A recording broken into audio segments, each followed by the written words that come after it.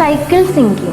എന്താണ് cycle sinking? ആയുർവേദത്തിൽ ഇതിനെ ഒരു മിനി ഡീടോക്സിഫിക്കേഷൻ ഫേസ് ആയിട്ടാണ് കണക്കാക്കുന്നത്.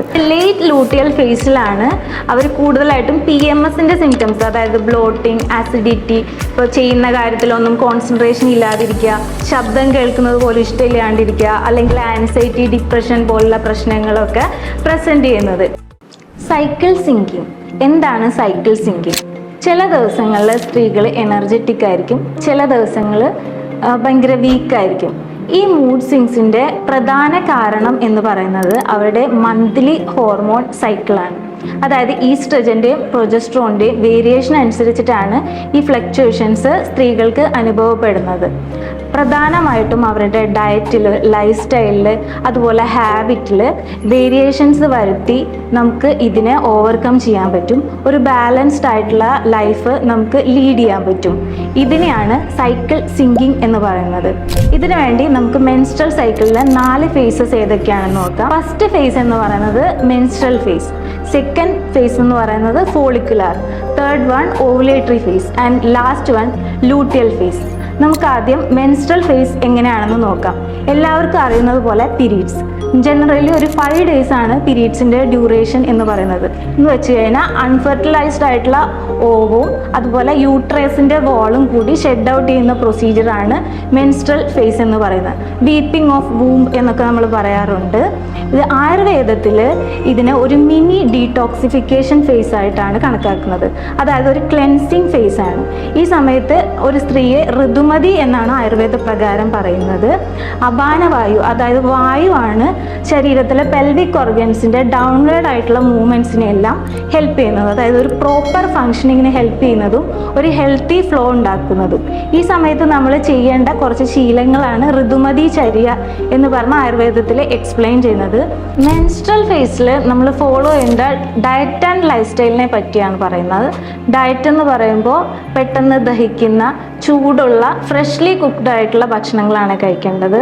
പ്രധാനമായിട്ടും ജീരകം, ചുക്ക്, പട്ട ഇത് മുതലായ സാധനങ്ങളൊക്കെ ഉപയോഗിച്ച് ഹെർബൽ ടീ ആയിട്ട് യൂസ് ചെയ്യുന്നതും അയൺ റിച്ച് ആയിട്ടുള്ള ഫുഡ് കഴിക്കേണ്ടതും ഈ സമയത്ത് അത്യാവശ്യമാണ്. അത് കഴിഞ്ഞിട്ട് നമ്മൾ ശ്രദ്ധിക്കേണ്ട കാര്യം ലൈഫ് സ്റ്റൈലാണ്. മെൻസ്ട്രൽ ക്രാംസ് ഉള്ളത് കൊണ്ട് തന്നെ ഓവറായിട്ട് ശരീരത്തിനെ എക്സേർട്ട് ചെയ്യാൻ പാടില്ല. അതുപോലെ ഡേ സ്ലീപ്പ്, സെക്സ്, എക്സസൈസ് മുതലായ കാര്യങ്ങൾ ഈ സമയത്ത് ഒഴിവാക്കുന്നതാണ് നല്ലത്. സപ്തസാരം കഷായം, ഹിംഗോജാതി ഗുളിക, അശോകാരിഷ്ടം മുതലായ മരുന്നുകളൊക്കെ മെൻസ്ട്രൽ ക്രാംസ് കുറയ്ക്കുന്നതിന് വേണ്ടി അവസ്ഥയ്ക്കനുസരിച്ച് കഴിക്കാവുന്നതാണ്. ഇതിൻ്റെ കണ്ടിന്യൂഷൻ ആയിട്ട് വരുന്ന നെക്സ്റ്റ് ഫേസ് ആണ് follicular phase. Follicular phase 7 to 12 days ആണ് ഇതിൻ്റെ ഡ്യൂറേഷൻ എന്ന് പറയുന്നത്. ഈ ഫേസ് സ്ത്രീകളുടെ ഒരു എനർജറ്റിക് ആയിട്ടുള്ള ഫേസ് ആണ്. അതായത് ഈസ്ട്രജൻ കൂടാൻ തുടങ്ങും തോറും എനർജി കൂടുതലായിട്ട് വരുന്ന ഒരു ഫേസ് ആണിത്. ഈ സമയത്ത് അവർ കൂടുതൽ സോഷ്യൽ ആയിരിക്കും, എനർജറ്റിക് ആയിരിക്കും ആൻഡ് കോൺഫിഡൻ്റ് ആയിരിക്കും. കൂടുതലും ഫോക്കസ് ആയിട്ടിരിക്കാനും കോൺസെൻട്രേറ്റ് ചെയ്ത് വർക്ക് ചെയ്യാനും സ്ത്രീകൾക്ക് പറ്റുന്ന സമയം എന്ന് പറയുന്നത് ഇവരുടെ ഫോളിക്കുലാർ ഫേസ് ആണ്. ഈ ഫേസിൽ കഴിക്കാവുന്ന ഭക്ഷണ സാധനങ്ങൾ നല്ല ഹെവിയർ, ലൈറ്റർ ആയിട്ടുള്ള എല്ലാ ഫുഡ്സും കഴിക്കാൻ പറ്റും. മെയിനായിട്ടും leafy green vegetables, lean proteins, omega-3 rich ആയിട്ടുള്ള ഫുഡ് ഐറ്റംസ് എല്ലാം കഴിക്കാം.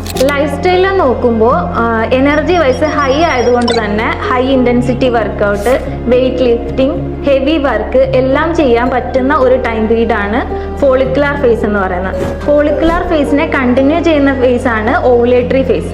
അതായത് ഒരു 13 to 15 days ആണ് ഇതിൻ്റെ ഡ്യൂറേഷൻ എന്ന് പറയുന്നത്. ഈ സമയത്തായിരിക്കും ഈസ്ട്രജൻ പീക്കിലെത്തുക. അതുകൊണ്ട് തന്നെ എനർജി ലെവൽ നല്ല ഹൈ ആയിരിക്കും. ഇതിൽ ഫോളോ ചെയ്യേണ്ട ഡയറ്റും ലൈഫ് സ്റ്റൈലും സെയിം ആണ്. പക്ഷേ കൂടുതൽ ഹൈഡ്രേറ്റ് ആയിട്ടിരിക്കാൻ വേണ്ടി ശ്രദ്ധിക്കണം. അതിന് കാരണം ഇതൊരു ഹോട്ട് ഫേസ് ആണ്.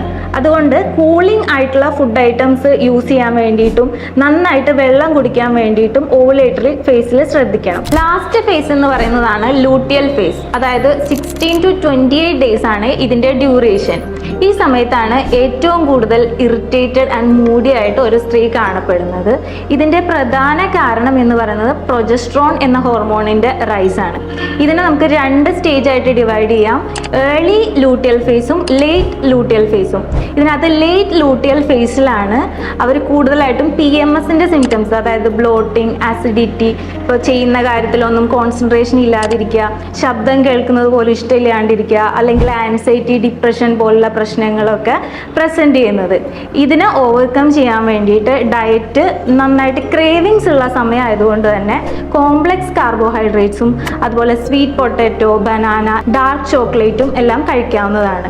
ഇനി മൂവ്മെൻറ്റിൻ്റെ കാര്യം എടുക്കുകയാണെങ്കിൽ അവർക്ക് റെസ്റ്റാണ് കൂടുതൽ വേണ്ടത്, ഉറക്കവും കൂടുതൽ വേണം. പക്ഷേ സ്ലൈറ്റ് ആയിട്ടുള്ള മൂവ്മെൻറ്റ്സ്, സ്ട്രെച്ചിങ്, യോഗ പോലുള്ള കാര്യങ്ങളായിരിക്കും ഈ സമയത്ത് ചെയ്യുന്നത് കൂടുതൽ നല്ലത്. ഇതിൻ്റെ പ്രധാന റീസൺ എന്ന് പറയുന്നത് ഈ പ്രൊജസ്ട്രോൺ റൈസ് ആവുന്നതെന്ന് പറഞ്ഞു കഴിഞ്ഞാൽ ബോഡി പ്രഗ്നൻസിക്ക് വേണ്ടി പ്രിപ്പയർ ചെയ്യുന്ന ഒരു സ്റ്റേജാണ് അല്ലെങ്കിൽ ഒരു ഫേസാണ് ലൂട്ടിയൽ ഫേസ് എന്ന് പറയുന്നത്. അതുകൊണ്ട് തന്നെയാണ് സ്ത്രീകൾ ഇറിറ്റേറ്റഡ് ആൻഡ് മൂഡി ആയിട്ട് കാണപ്പെടുന്നത്.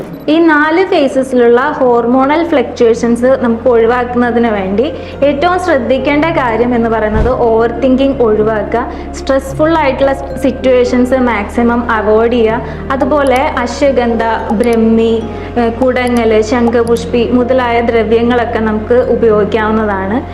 ഇങ്ങനെ ഓരോ ഫേസിലുള്ള ഡയറ്റ്, ലൈഫ് സ്റ്റൈല്, ഹാബിറ്റ്സ് ഇതെല്ലാം അഡ്ജസ്റ്റ് ചെയ്തിട്ട് നമുക്ക് ഒരു നോർമൽ ആയിട്ടുള്ള അല്ലെങ്കിൽ മൂഡ് സ്വിങ്സ് അധികം ഇല്ലാത്ത ഒരു ബാലൻസ്ഡ് ആയിട്ടുള്ള ഹാപ്പി ഹെൽത്തിയർ ലൈഫ് ലീഡ് ചെയ്യാൻ പറ്റും.